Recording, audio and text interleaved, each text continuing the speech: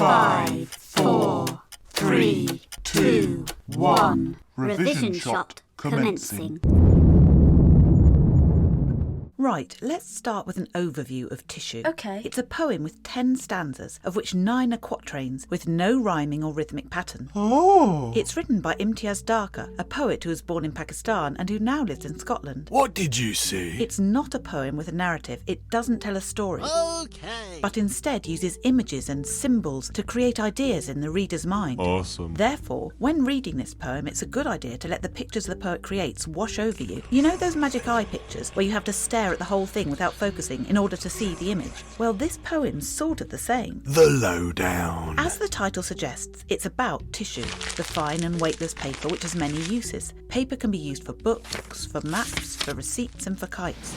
It can carry information, it can let light shine through it. And as we read the poem, we come to understand that this is actually a metaphor for humanity. Amazing. And we realise that there is more than one type of tissue. There's also human tissue, or flesh. I see. Using this extended metaphor, Dharker explores the transience of human existence. Ooh, clever. Published in 2006 as part of a collection called The Terrorist at My Table, the poem reflects Dharker's interest in human connections and the power and frailty of human nature. What's it all about? Dharker starts by looking at tissue as paper that lets the light shine through. This, of course, is what tissue does if you hold it up to the light, but there's also a metaphor here. Whoa, metaphors. Light often represents knowledge or realisation, so there's a connection between tissue and acceptance or understanding. Oh. Light is also, of course, a way of referring to God, which leads us to the next idea Dharker explores. Right. Which is that tissue is paper that is so old it has become frail and thin. She uses the image of a copy of the Quran, Islam's holy book, where a family tree has been recorded. Here, the tissue is used to record connections and family ties. It has been smoothed and stroked. It's a manifestation of love. Aww. She then considers what would happen if buildings were paper. I see. They would be more fragile, more transient. The next stanza looks at maps as records of landscapes, and then we move on to slips from grocery shops, receipts that record our purchases.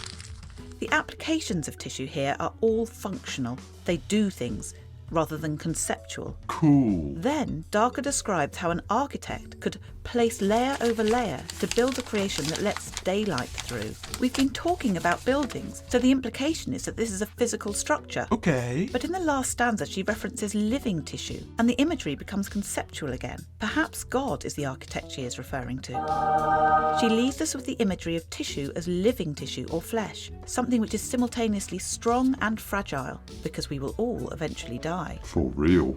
Right, let's look at the poem a little more analytically. Dig deep. Tissue has a free rhythm with no rhyme. And so? The frequent enjambment gives it a conversational, musing quality, as if Dharker is working out her thoughts and ideas as she goes along.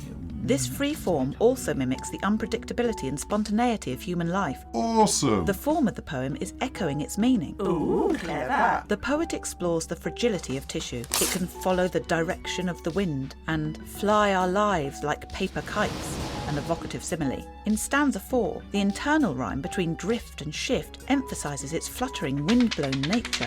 In fact, although the poem doesn't rhyme, it often uses assonance to create internal rhymes and make connections. Ooh. A frequently used piece of assonance is the I sound from light and shine. Wow. It weaves through the poem like light itself shining through the lines. There's a lovely piece of repetition in the poem which gives us a further clue to Dharker's meaning. Okay. When describing the back of the Quran, she says the pages are smoothed and stroked and turned transparent with attention. Go on. At the end of the poem, she returns to this image, describing paper smoothed and stroked and thin to be transparent. But this time she is talking about the human form. Brilliant. This repetition emphasises Dharker's central idea. Just as the Quran shows the work of God, so does human life. And here we come to the final one-line stanza of the poem, turned into your skin. The single line makes the concept explicit. There's a link between paper tissue and human tissue.